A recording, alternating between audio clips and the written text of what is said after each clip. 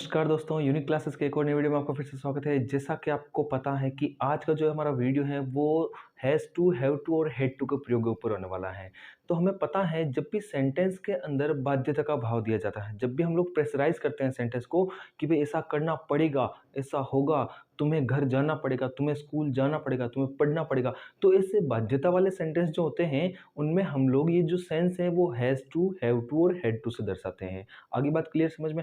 अब यहाँ पर क्या होता है कि इनका जो सेंस है वो कहीं पर एकवचन को दर्शाता है, कहीं पर बहुवचन को दर्शाता है, कहीं पर पास्ट टेंस में भाव दर्शाता है बाध्यता का। तो इनके अनुसार इनको अलग-अलग हिस्सों में बाँट दिया जाता है हैज़ टू, हैव टू और हैड टू के अनुसार। तो कॉन्सेप्ट बहुत ही मज़ेदार होने वाला है, समझ में एकदम ईज़िली आ जाएगा क्योंकि ये टॉपिक आपको विशेष रूप से अलग ना मिलकर किताबों के बीच में इसके एग्ज़ाम्पल हमें बहुत सारे देखने को मिलते हैं। तो वहाँ पर ये हमें आसानी से समझ में आ जाएगा अगर हम यहाँ पर थोड़ी-सी इसकी प्रैक्टिस कर लें तो, ठीक है? तो इससे पहले मैं बता दूँ कुछ ही समय पहले जो हम एक घूमने के लिए गए थे एक यात्रा पर, तो वहाँ का एक टूर व्लॉग बनाया हुआ है सेपरेटली जो आप यहाँ पर लिंक है वो डिस्क्रिप्शन में मैं दे दूँगा, वहाँ से आप लोग जाकर देख सकते हो।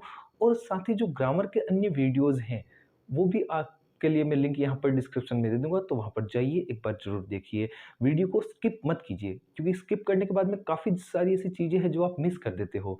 तो एक बार वीडियो को पूरा देखिए और फिर एनालाइज़ कीजिए कि क्या सच में ये वीडियो देखने लायक है या नहीं है और फिर आपकी मर्ज़ी, जैसा आप चाहो वैसा कर सकते हो। लेकिन एक बार वीडियो को पूरा देखने का मौका ज़रूर दें, फिर आपको समझ में आ जाएगा कि भई क्वालिटी है, जो पढ़ाने का तरीका है, वो आपके समझने लायक है या नहीं है। तो चलिए बिना कोई देरी के वीडियो को करते हैं शुरू। Let's start.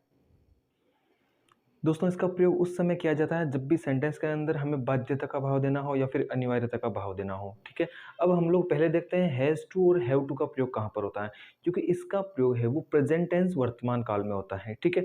तो सिंपल सी बात है जैसे टेंस के अंदर हैज़ का प्रयोग सिंगुलर के लिए होता है और हैव का प्रयोग बहुवचन के लिए होता है, उसी प्रकार से यहाँ पर इसका यूज़ होने वाला है कि हैज़ टू और हैव टू के अंदर वर्तमान काल में third person singular subjects, third person बोले तो वो ही, सी, इट, दे या फिर किसी एक व्यक्ति का नाम, उनके साथ में।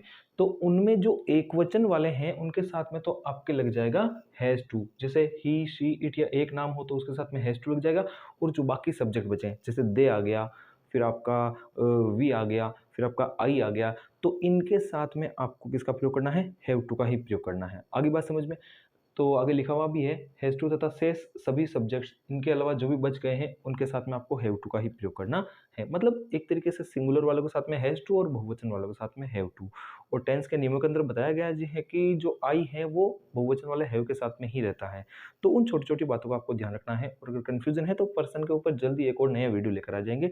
फर्स्ट पर्सन क्या होता है, सेकंड पर्सन क्या होता है, ये सिंगुलर सब्जेक्ट, प्लूरल सब्जेक्ट, जितनी भी आपके अंदर कन्फ्यूज़न है ना उसको जल्दी हम लोग दूर करने वाले हैं। ओके? तो फिलहाल के लिए इतना समझते हुए थोड़ा-सा आगे बढ़िए। ही हर जगह get up at 5 AM to reach school in time. School समय पर पहुँचने के लिए वह 5 बजे उठता है। नहीं, गलत बोला। ही हर जगह get up at 5 AM to reach school in time. उसे स्कूल समय पर पहुँचने के लिए 5 बजे उठना ही पड़ेगा। भाई कम से कम 5 बजे तो उठना ही पड़ेगा अगर स्कूल पहुँचना है। तो यहाँ पर सेंटेंस बन जाएगा he has to get up at 5 AM to reach school in time. Okay, अब अगला जो सेंटेंस है वी आ गया यहाँ पर। ये देखो थर्ड पर्सन के अंदर सिंगुलर सब्जेक्ट था, तो इस वजह से इसके साथ में हमने हैज़ का प्रयोग किया क्योंकि सिंगुलर एकवचन के लिए हैज़ से दर्शाते हैं।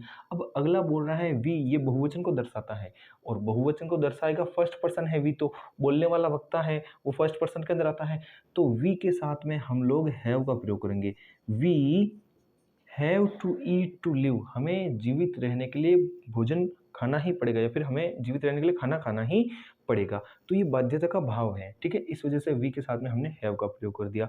अब एकदम आसान है, ये सारे के सारे सेंस अगर भूतकाल के हो तो हम उस चीज़ को दर्शाने के लिए हैज़ टू या हैव टू का प्रयोग ना करके हैड टू का प्रयोग कर देंगे। अब यहाँ पर इसमें हैज़ और हैव हैं, तो ये बहुवचन को दर्शा देगा, ये एकवचन को दर्शा देगा।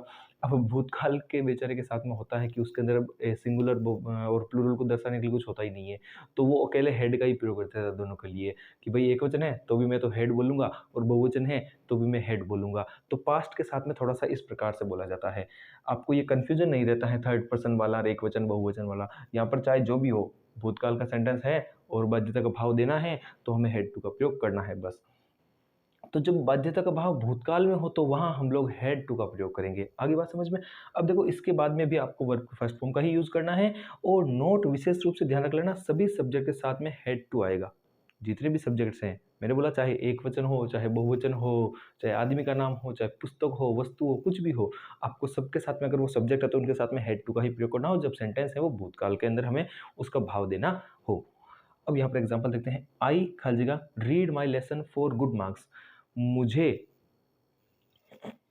अच्छे अंकों के लिए जो आई खाली जगह read my lesson for good marks, मुझे अच्छे अंकों के लिए मेरे पाठ पढ़ने पड़े थे। I had to read my lesson for good marks. मुझे अब हैड टू लिखते ही जो वाक्य है पूरा का पूरा भूतकाल का भाव देने लग जाएगा कि भाई हैड टू आ गया तो बात तो भूतकाल की होगी कि भाई अच्छे अंकों के लिए मुझे मेरे पाठ है वो पढ़ने पड़े थे, बाध्यता दे रहे हैं।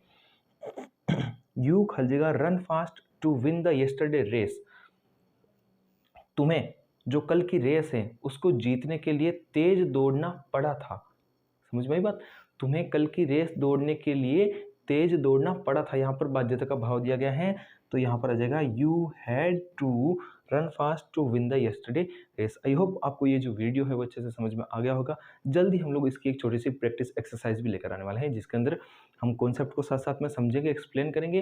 वीडियो अच्छे से समझ में आ रहे हैं तो चैनल को सब्सक्राइब कर दें और जो वीडियोस हैं उनको एक बार लाइक ज़रूर कर दें क्योंकि मोटिवेट होते हैं कि भी सच में बच्चों को कुछ समझ में तो आ रहा है। और अगर कुछ प्रॉब्लम्स आ रही है तो कमेंट सेक्शन में बताइए, उनके अंदर हम लोग आपका जो भी डाउट है, जो भी कोई टॉपिक है समझ में नहीं आ रहा है तो उसको ले लेंगे बीच में। ऐसी कोई समस्या नहीं है कि हम इसी के अनुसार चलने वाले हैं।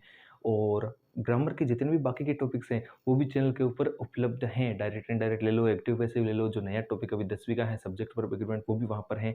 तो जितने भी कन्फ्यूजन भरे टॉपिक हैं, टेंस को एक एक अलग अलग तरीके से बताया गया है वो आप जाकर देख सकते हो। सभी का लिंक डिस्क्रिप्शन में मिल जाएगा। अगर डिस्क्रिप्शन में आपको नहीं मिलते हैं तो प्लेलिस्ट में चले जाओ, वहाँ पर आपको सारे के सारे वीडियोस है वो अच्छे से मिल जाएंगे। साथ साथ मनीष जी की जो गणित है वो भी आप लोग यहाँ पर आकर समझ सकते हो। तो चैनल को है ज़्यादा से ज़्यादा सब्सक्राइब करवाएं और बने रहिए हमारे साथ में। जल्दी हाजिर होंगे एक नई वीडियो के साथ में। जय हिंद, जय भारत।